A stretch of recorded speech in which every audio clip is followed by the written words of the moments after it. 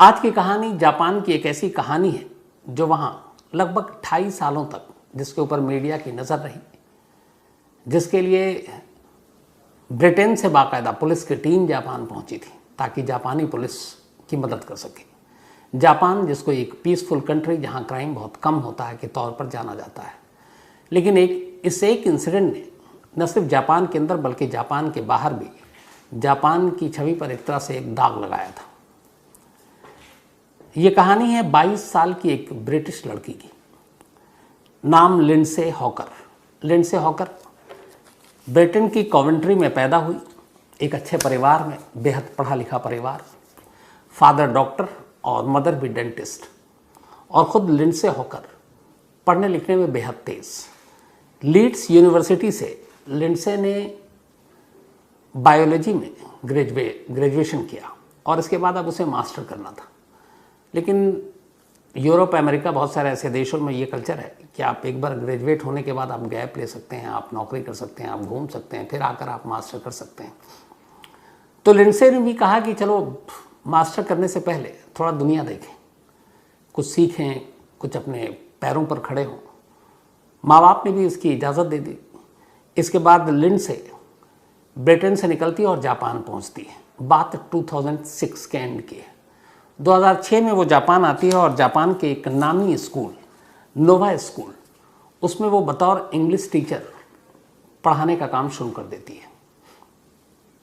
करीब 1 साल उसने कहा था कि पढ़ाई का काम करेंगे, फिर वापस आएंगे, फिर दुनिया घूमेंगे, फिर मास्टर करेंगे। माँ बाप को भी कोई इतराज़ नहीं था क्योंकि लिंडसे हॉकर एक बेहद होनहार न सिर्फ स्टूडेंट बल्कि एक फर्माबरदार बेटी भी थी, जो माँ बाप कहते वो मानती थी। तो वो जापान आने के बाद बहुत खुश थी। 2 अलग अलग और देशों की 2 लड़कियां थी जिनके साथ उसने एक अपार्टमेंट में रहना शुरू किया। तीनों रेंट पर थे, पर एक ही अपार्टमेंट में। सब कुछ ठीक चल रहा था और लिंडसे की पढ़ाई लिखाई भी सही चल रही थी। जापान में आकर वो खुश थी। हर रात सोने से पहले और सुबह उठने के बाद वो ब्रिटेन में अपने माँ बाप से फ़ोन पर या ईमेल पर ज़रूर अपनी बातचीत करती और उन्हें अपनी खैरियत के बारे में बताती। लगभग 6 महीने गुजर चुके थे जापान में लिंडसे को। तभी 20 मार्च 2007 को पहली बार लिंडसे की मुलाकात एक जापानी शहरी, एक जापानी लड़के से होती है जिसका नाम है तात्सुया इचिहाशी। तात्सुया भी एक अच्छे परिवार का लड़का और उसने जापान के एक नामी कॉलेज से ग्रेजुएशन किया, बट ग्रेजुएशन के बाद वो फिर कुछ कर नहीं रहा था और माँ बाप उसे खर्चा देते थे, करीब मंथली 1 लाख जो जापानी करेंसी है। तो उसके साथ वो अपनी ज़िंदगी गुजार रहा था। कोई क्रिमिनल बैकग्राउंड नहीं, बिल्कुल ठीक ठाक। उसको अपनी फ़िटनेस का बड़ा ख्याल था, खूब जिम जाता, हर रोज़ करीब 25 किलोमीटर साइकिलिंग करता। तो तात्सुया की भी यही कहानी थी। लेकिन 20 मार्च 2007 को अचानक तात्सुया की मुलाकात लिंडसे से होती है। लिंडसे अपने कॉलेज से निकलकर जहाँ वो पढ़ाती थी घर जा रही थी साइकिल से। तभी रास्ते में तात्सुया उसको मिलता है और वो उसे रोकता है, उससे बातचीत करने की कोशिश करता है। तो लिंडसे भी उससे पूछती है तुम कौन हो। वो बताता है कि मैं भी इंग्लिश का स्टूडेंट हूँ और आप जो पढ़ाती हैं जहाँ, मैं भी वहीं पढ़ता हूँ। बट वॉकर को याद था, हॉकर को, सॉरी, लिंडसे हॉकर को, कि ये उसका स्टूडेंट नहीं है। कहते नहीं तुम मेरे स्टूडेंट नहीं हो। तो वो फिर कहता हाँ लेकिन मैं आपसे इंग्लिश पढ़ना चाहता हूँ। अब वो किसी तरह से उससे पीछा छुड़ाना चाहती थी। लिंडसे को लगा कि ये ज़बरदस्ती उसके पीछे पड़ा हुआ। उसने अपनी साइकिल तेज़ भगानी शुरू की, लेकिन तात्सुया ने उसका पीछा नहीं छोड़ा। वो साइकिल चलाती थी और वो दौड़ता रहा, चूँकि वो फिटनेस के मामले में काफ़ी सही था, फिट था, 25 किलोमीटर खुद साइकिल चलाता था। पूरे रास्ते लिंडसे साइकिल चलाती रही या तात्सुया पैदल उसके पीछे भागता रहा, लगभग दौड़ते हुए। आखिरकार जब लिंडसे का घर करीब आने लगा तो उसने कहा कि इससे पीछा छुड़ाने के लिए एक तरकीब भी है। और उसने कहा कहीं ये ना सोचे कि मैं, एक तो पता चल गया था कि ये जापानी नहीं है हुलिये से, तो कल को ये ना लगे कि या मैं अकेली रहती हूँ तो मेरी सेफ्टी को भी ख़तरा है। तो उसने कहा कि ठीक है, इसको आने दो। अब ये अपार्टमेंट के पास पहुँच गई, अब अपने आप को सेफ भी महसूस कर रही है। तभी वो भागता दौड़ता उसके साथ साथ आया। वो हाँफने लगा थोड़ा, उसने कहा कि एक गिलास पानी पिला दो। तो लिंडसे ने कहा ये सही मौका है, इसको अपने अपार्टमेंट में ले जाकर पानी पिला देती हूँ और साथ में अपने 2 पार्टनर को भी दिखा देती हूँ ताकि ये ना लगे इसको कि मैं अकेली रहती हूँ। वो उसको ऊपर ले आई, दोनों पार्टनर से मिलाई, उसको पानी पिलाया और इसके बाद वो जाने लगा। जाते जाते उसने कहा कि मैं इंग्लिश पढ़ना चाहता हूँ आपसे। तो उसने कहा नहीं, मैं ऑलरेडी स्कूल में पढ़ाती हूँ, मैं तुमको पढ़ा नहीं पाऊँगी। तो उसने उसको ऑफ़र किया कि मैं आपको 1 घंटे का $42 दूँ, $42 पर आवर। लिंडसे के लिए एक रकम काफ़ी बड़ी थी। वो तैयार हो गई। उसने कहा पर शर्त एक है कि मैं किसी पब्लिक प्लेस पे तुम्हें ये क्लास तुमको दूंगी, मतलब ना अपने घर पर, ना तुम्हारे घर पर, ना किसी ऐसी जगह जो सुनसान हो। तो तात्सुया भी तैयार हो गया। उसने कहा ठीक है। तो ये हुआ कि अब किसी भी कैफ़े हाउस में बैठकर वो उसको इंग्लिश पढ़ाएगी पब्लिक प्लेस पर। दोनों तैयार हो गए। इसके बाद 1-2 दिन एक कैफ़े में उसने उसको पढ़ाया भी। मुलाकात के चौथे दिन 20 मार्च को ये मुलाकात हुई जब उसने पीछा किया था। 24 मार्च को क्लास जब ख़त्म हुई एक कैफ़े में, उसके बाद अब लिंडसे अपने घर जाने लगी। तब उससे तात्सुया ने कहा कि मैं अपना वॉलेट घर भूल आया, तो क्या तुम मुझे मेरे घर तक कार में मुझे लिफ्ट दोगी। और उस दिन वो साइकिल लेकर नहीं आई थी।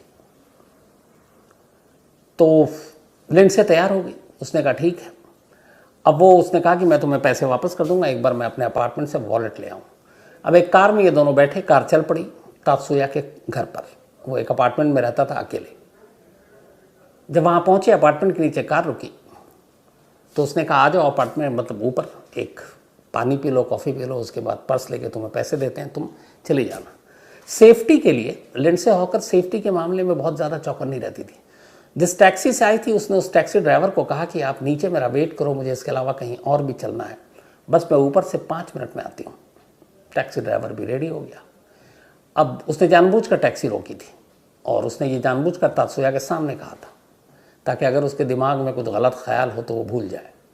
अब उसके बाद ये अपार्टमेंट में जाती है, इधर नीचे टैक्सी ड्राइवर वेट कर रहा है। 5 से 10 मिनट हो गए, 15 मिनट हो गए, 25 मिनट हो गए, लिंडसे लौटी नहीं। इस दौरान में टैक्सी ड्राइवर को दूसरे कॉल आने लगे पैसेंजर्स के। टैक्सी ड्राइवर चला गया। वो चला गया। इसके बाद लिंडसे भी अपने घर नहीं पहुंची। पूरी रात बीत गई। अगला दिन हो गया। अब 25 मार्च 2007 की तारीख आ गई। इत्तेफाक से उसी दिन जापान में भूकंप आया। जापान में आमतौर पर भूकंप आता रहता है।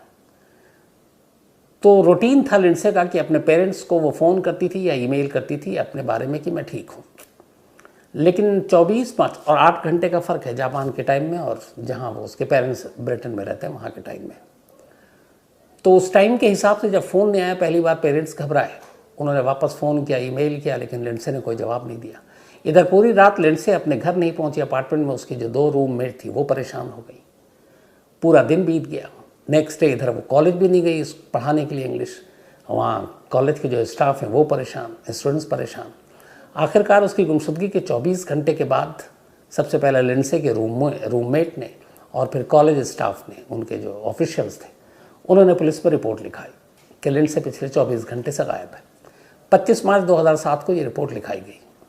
अब पुलिस ने तफ्तीश की। जब तफ्तीश की तो पता चला कि लिंडसे आखिरी बार इस कैफ़े में, अच्छा, उसने अपने माँ बाप को भी बता रखा था कि तात्सुया नाम का एक लड़का है जिसको वो पढ़ाती है, पर आवर वो इतने डॉलर देता है। उसके रूममेट को भी पता था कि वो पानी पिलाने लाई थी, वो दोनों भी जानते थे। तो उसका रूटीन पता था कि कॉलेज के बाद वो कहाँ कैसे। तो ये हुआ कि आखिरी बार तात्सुया नाम का एक लड़का था जो उसके साथ था, और तात्सुया के उस अपार्टमेंट के बारे में भी ईमेल और सब पर उसने बता रखा था, क्योंकि जो लिंडसे हॉकर थी वो अपनी मतलब इस तरह की चीज़ों को लेकर बहुत चौकन्नी थी, जो बहुत अच्छी बात है। तो वो हर एक को इसको शेयर करती थी। लिंडसे का ब्रिटेन में एक बॉयफ्रेंड भी था, उसके फैमिली को भी पता था। उसने उसको भी तात्सुया के बारे में ये सारी चीज़ें बता रखी थी। अब जब पुलिस ने जांच शुरू की तो पता चला आखिरी जो शख्स था वो तात्सुया था। तात्सुया के पुलिस अपार्टमेंट में पहुंचती है। वहाँ जाने के बाद अब वो तात्सुया के अपार्टमेंट में तलाशी लेना चाहती है। लेकिन जापान का एक कानून है और वो ये है कि अगर आपके पास कोई सॉलिड रीज़न नहीं है, आपके पास कोर्ट के कागजात नहीं है और सामने वाले का कोई जुर्म रिकॉर्ड पे नहीं है, तो आप उसके दरवाजे को नॉक भी नहीं कर सकते। ये बड़ा सख्त कानून है। तो अब पुलिस को लगा कि क्या करें। इसी दौरान में फिर पुलिस ने कहा कि तात्सुया का ज़रा हिस्ट्री निकालो। जब निकाला तो पता चला एक बार उसने एक शख्स के साथ रॉबरी की थी, लेकिन फिर उसके पेरेंट्स ने पैसे दे दिए, मामला पुलिस तक पहुंचा नहीं और वो छूट गया। तो उन्होंने कहा चलो यही हमारे पास एक रीज़न है उसी सिलसिले में पूछताछ करने के लिए। तो पुलिस की टीम उसके दरवाजे पर पहुंचती है। 9 पुलिस वाले थे जो गए, लेकिन इत्तेफाक से उनके पास कोई वायरलेस सिस्टम नहीं था एक दूसरे को खबर करने के लिए। कुछ नीचे थे, कुछ ऊपर गए। लेकिन पुलिस की वहाँ जब पहुंची, तात्सुया उसी अपार्टमेंट में था और उसे भनक लग गई। वो फ़ौरन अपार्टमेंट से निकलता है पिछले रास्ते से और भागने लगता है। इत्तेफाक से जब वो नीचे भागता है, उसको दौड़ते हुए देखते हैं कुछ सोसाइटी के लोग, बताते हैं यही तात्सुया। कुछ पुलिस वाले उसे पकड़ने की कोशिश करते हैं। उसका बैग उनके हाथों में आ जाता है, लेकिन तात्सुया भाग जाता है। बैग में सारे जिम के कपड़े थे। अब तात्सुया भाग गया। पुलिस अब उसको ढूंढ रही, और यहीं से जापानी पुलिस और एक क्रिमिनल, इन दोनों के ढूंढने का एक लंबा सिलसिला शुरू होता है। लेकिन उससे पहले जब वो भाग गया तो पुलिस का अब शक थोड़ा और गहराया। अब पुलिस की टीम तात्सुया के कमरे में, अपार्टमेंट के अंदर दाखिल होती है।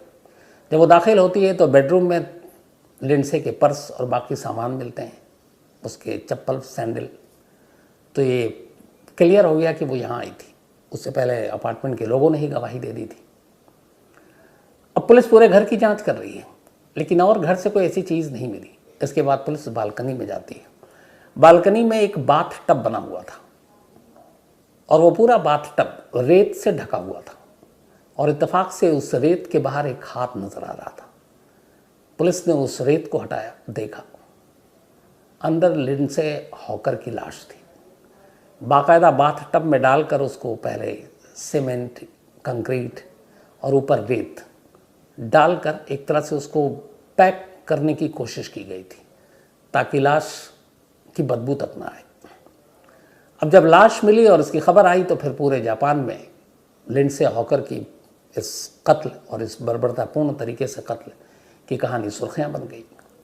मामला एक फॉरेन नेशनल का था, ब्रिटिश थी चूँकि हॉकर, तो ब्रिटेन की मीडिया में भी खबर आई।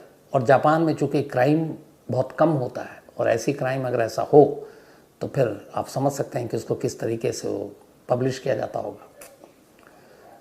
तो अब लिंडसे की मौत की खबर हर तरफ थी। एक ब्रिटिश लड़की जो यहाँ पढ़ाने आई, उसका इस तरीके से कत्ल और कातिल फरार। अब पुलिस ने जांच की, उधर खबर पहुँची ब्रिटेन में। लिंडसे के माँ बाप और उसका बॉयफ्रेंड वो पहुँचते हैं जापान, और अब ये तमाम लोगों से, मीडिया से अपील करते हैं कि उनकी बेटी को इंसाफ दिया जाए। बाकायदा ईमेल कैंपेन चलता है तब, जैसे आजकल सोशल मीडिया पे 2007 में सोशल मीडिया शायद इतनी नहीं थी, तो ईमेल के थ्रू एक कैंपेन चलाया जाता है, जस्टिस फॉर लिंडसे। और इधर पुलिस के ऊपर अब दबाव है उस तात्सुया को पकड़ने का। अब तात्सुया के पेरेंट्स से भी पूछताछ होती है। वो लोग भी शरीफ लोग, वो कहते हैं कि अगर वो कातिल है तो उसे जापानी कानून के हिसाब से जो सख्त से सख्त सज़ा वो मिलनी चाहिए। अब पुलिस हर तरफ ढूंढ रही है, यहाँ तक कि उसके पोस्टर, पैम्फलेट जगह जगह छापे जा रहे हैं। मीडिया से भी गुजारिश की जा रही है। अलग अलग उसकी तस्वीरें बनाई गई इस वक्त। कुछ तस्वीरों में तो उसे ये भी दिखाया गया कि वो लड़की के भेष में भी हो सकता है, और वो लड़की बनकर भी कहीं आपके आसपास छुपा। हर तरफ पुलिस ढूंढ रही है। वक्त बीत रहा है, तात्सुया का कोई सुराग नहीं। इधर तात्सुया वहाँ से भागने के बाद अब लगातार इधर उधर छुपता फिर रहा है। उसे मालूम है कि उसको हर तरफ ढूंढा जा रहा है, और ऐसे में उसकी हर तरफ तस्वीरें हैं, मीडिया में, अखबारों में, तो उसके लिए छुपना मुश्किल है। पुलिस ने उस वक्त 10 मिलियन येन का इनाम रखा उसके सर पर, जापानी करेंसी जो है, लेकिन उसका कोई सुराग नहीं मिल रहा। दिन, हफ्ते, महीने बीतते जा रहे हैं। इधर तात्सुया को भी पता है कि वो किसी भी बड़े शहर में या कहीं बस्तियों के बीच में जाएगा, लोग पहचान लेंगे। तो उसने भी जितने भी जापान के द्वीप थे, अलग अलग आइलैंड, वो वहाँ छुपता फिर रहा था, ताकि ज़्यादातर लोग उसे पहचान ना सकें। वो द्वीप में अकेले रहा जहाँ पे कोई नहीं है, जंगलों में रहा। इस दौरान में उसने मछलियाँ, सांप, इनको खा खा कर गुजारा किया। पर उसे लगा कि ऐसे कब तक रहेगा। फिर उसे लगा कि बाहर जाऊँगा तो लोग पहचान लेंगे, पकड़े जाएंगे। ये दुनिया का शायद इकलौता ऐसा क्रिमिनल था जिसने पुलिस और लोगों को चकमा देने के लिए ये तय किया कि वो अपना चेहरा बदलेगा। प्लास्टिक सर्जरी हम सब जानते हैं इसको, लेकिन आमतौर पर क्रिमिनल और लोग प्लास्टिक सर्जरी के लिए किसी डॉक्टर के पास, किसी एक्सपर्ट्स के पास जाते हैं, वो ये सारी चीज़ें करते हैं। लेकिन इसने कहा कि डॉक्टर के पास या क्लिनिक जाने में ख़तरा है, पहचान जाएंगे लोग, तो फिर कैसे अपने चेहरे को बदलें। इसीलिए मैंने कहा यह दुनिया का इकलौता ऐसा क्रिमिनल है जिसने अपने चेहरे को बदलने के लिए या खुद का प्लास्टिक सर्जरी करने के लिए खुद ही के हाथों का इस्तेमाल किया। उसने कहा मैं अपने आप अपना चेहरा बदलूंगा। इसके गाल पर एक मोल था, एक तिल, उसने चाकू से उसको काटा, फिर सिला। इसको अपने लिप्स बदलने थे ताकि जापानी की जो भुलिया होती है वो आमतौर पर पहचान में आ जाती है, तो वेस्टर्न टाइप लुक देने के लिए इसने अपने लिप्स बदले। लिप्स को बाकायदा चाकू से काटा, उस पे टांके लगाए। अब सोचिए कितना कुछ दर्द भी हुआ होगा, खून भी बहा होगा, लेकिन उसको पुलिस और कानून से बचना था। तो उसने ये सारी चीज़ें की। फिर भी उसको लगा बार बार देख कर कि बहुत ज़्यादा उसके हुलिये में तब्दीली नहीं आई। छोटे मोटी चीज़ें वो अपने आप करता रहता, अपना मतलब प्लास्टिक सर्जरी खुद ही कर रहा है। फिर उसे एहसास हुआ कि ऐसे नहीं चलेगा, उसको किसी एक्सपर्ट्स के पास जाना ही पड़ेगा। अब उसके लिए पैसे चाहिए। फिर इसने ऐसी ऐसी जगहों पर जाने का फैसला किया जहाँ पे सन्नाटा हो, ज़्यादा लोग जानते हो, जैसे अपने देश के हिसाब से मानो तो गांव देहात, और वहाँ जाकर कंस्ट्रक्शन के काम करने लगा छोटे मोटे, और जो पैसे मिलते उसको बचाता ताकि वो अपनी प्लास्टिक सर्जरी करा सके धीरे धीरे। और कहीं भी एक जगह से ज़्यादा मतलब बहुत दिन तक टिकता नहीं। इसके बाद इसके पास ठीक ठाक पैसे हो गए। फिर इसने एक दूर दराज गुमनाम पता करना शुरू किया प्लास्टिक सर्जरी कहाँ कहाँ होती है। फिर इसके बाद एक क्लिनिक के बारे में इसे पता चला, ये वहाँ पहुँचा। उसने कहा मुझे अपना फेस बदलना है, रीज़न उसने अलग बताया। अब वहाँ पे ये हुआ कि फेस बदलने के लिए आपको जो एक्सपर्ट्स होते हैं वो आपका पहले चेहरा कैसा है, बाद में आपको कैसा चाहिए, वो सारी चीज़ें होती हैं। तो पुराने फ़ोटोग्राफ्स भी मांगते हैं। इसने अपने पुराने फ़ोटोग्राफ्स दे दिए। उसने कहा कि ये पहले का था, अब मुझे ऐसा चाहिए। डॉक्टर ने जब वो पुराने फ़ोटोग्राफ्स देखे, क्योंकि इसने खुद को जो इतनी बार अपने आप से प्लास्टिक सर्जरी, लिप्स बदले, मोल काटे, तो काफ़ी कुछ हुलिया बदल चुका था। लेकिन पुराने फ़ोटोग्राफ्स देखते हुए उस क्लिनिक के एक डॉक्टर ने पहचान लिया कि ये तो वांटेड क्रिमिनल है, जिसको एक मर्डर केस में पुलिस ढूंढ रही है, जिसके ऊपर इनाम भी है। इधर अभी डॉक्टर ये सोच ही रहा, और उसने नेक्स्ट डेट दी थी कि वो आएगा तो पुख्ता हो जाएगा कि ये वही है। इस दौरान में वो जिस कंस्ट्रक्शन कंपनी में काम कर रहा था वहाँ एक से दोस्ती हो गई थी। इत्तेफाक से उसको भी इसका चेहरा देखकर कुछ याद आया, कुछ अखबारों में कुछ फोटोग्राफ्स, उसे लगा ये वही है। उसने जहाँ पे वो काम करता था उसके कुछ फिंगरप्रिंट्स उठवाए अपने एक एक्सपर्ट्स दोस्त को बुलाकर, और उसके बाद उसने इन्फॉर्मेशन दे दी जो डिपार्टमेंट थी कि ये है, ये इसके ऊपर उंगलियों के निशान हैं, आप चेक करो, मुझे डाउट है कि ये वही है कि नहीं। जो एक्सपर्ट और फॉरेंसिक की टीम थी वो उस पत्थर को और वो चीज़ों को ले गई, उससे फिंगरप्रिंट्स उठाया, मैच कर गया वो तात्सुया से। अब इधर पुलिस कह रही है वो कहाँ है, लेकिन वो उस तरफ आ नहीं रहा है, कहाँ रहता है ये उसके पता नहीं था। इसी दौरान ये क्लिनिक का डॉक्टर भी उसका इंतज़ार कर रहा है। जो उसने नेक्स्ट डेट दिया उस डेट पे वो पहुंच गया। डॉक्टर ने उसको देखा। अब डॉक्टर को कंफर्म हो गया कि ये वही है। डॉक्टर ने उसको बिठाया और पुलिस को फ़ोन कर दिया। पुलिस की टीम उस दूर दराज इलाके में लोकल पहुंचती है और तात्सुया अपनी फरारी के करीब 2 साल और 6 महीने बाद गिरफ्तार होता है। 2 साल 6 महीने की गिरफ्तारी के बाद लगभग 2.5 साल टोक्यो तक ये खबर पहुंचती है। इसको वहीं पे एक जापान में एक आइलैंड है ओकिनावा, जहाँ से इसको गिरफ्तार किया गया था, बल्कि 32 महीने के बाद 32 मंथ्स जब ये फरार हुआ, तब वहाँ की पुलिस ने इसको ओकिनावा द्वीप से गिरफ्तार किया। गिरफ्तार करने के बाद इसको टोक्यो लाया गया। टोक्यो लाने के बाद इससे पूछताछ हुई, लेकिन इसने लगातार इनकार किया कि मैंने लिंडसे का कत्ल नहीं किया है। पुलिस उससे पूछती रही। पुलिस के पास एक खास मियाद है कि उतने दिन तक ही उसका जुर्म कबूल कराया जाए, लेकिन वो मना करता रहा। आखिरकार पुलिस ने उससे बताया कि देखो एविडेंस हमारे पास बहुत सारे हैं, तुम्हारे फ्लैट से जो मिले हैं, तुम्हारे यहाँ से बॉडी मिली है, फिंगरप्रिंट्स हैं, इवन डीएनए। उधर पोस्टमार्टम रिपोर्ट में ये आया था कि लिंडसे के साथ रेप किया गया और उसके बाद मर्डर हुआ है। तो रेप के चार्जेस पहले ही थे, मर्डर वो इनकार कर रहा था। लेकिन आखिरकार जब पुलिस ने उसके सामने सारे एविडेंस रखे तो फिर तात्सुया ने अपना जुर्म कबूल कर लिया। पर उसने ये कहा कि मैं उसको मारना नहीं चाहता था। उसने कहा मैं तात्सुया को अपने फ्लैट पर ले गया था, मैं उसका रेप तो करना चाहता था लेकिन मैं उसको मारना नहीं चाहता था। लेकिन जब मैं रेप कर रहा था तब उसने विरोध किया और फिर अचानक मुझे कुछ होश नहीं, गुस्से में मैंने उसका गला दबा दिया और उसके बाद वो मर गई। तो मेरा इरादा कत्ल का बिल्कुल नहीं था, तो वो एक हादसा था उसके हिसाब से। बहुत से कातिल कहते हैं कि वो कत्ल करना नहीं चाहते थे लेकिन अचानक हो गया, उस वक्त ऐसी कोई चीज़ हुई कि हो गया।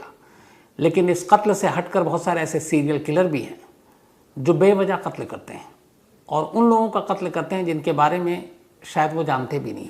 कत्ल और रेप का मुकदमा चला। कत्ल और रेप का मुकदमा चलने के बाद इधर लगातार लिंडसे के फादर जो हैं और माँ और बॉयफ्रेंड वो ब्रिटेन से लगातार आते थे यहाँ। बीच में ब्रिटिश पुलिस भी जापानी पुलिस की मदद के लिए आई थी जब ये फरार था करीब 32 महीने।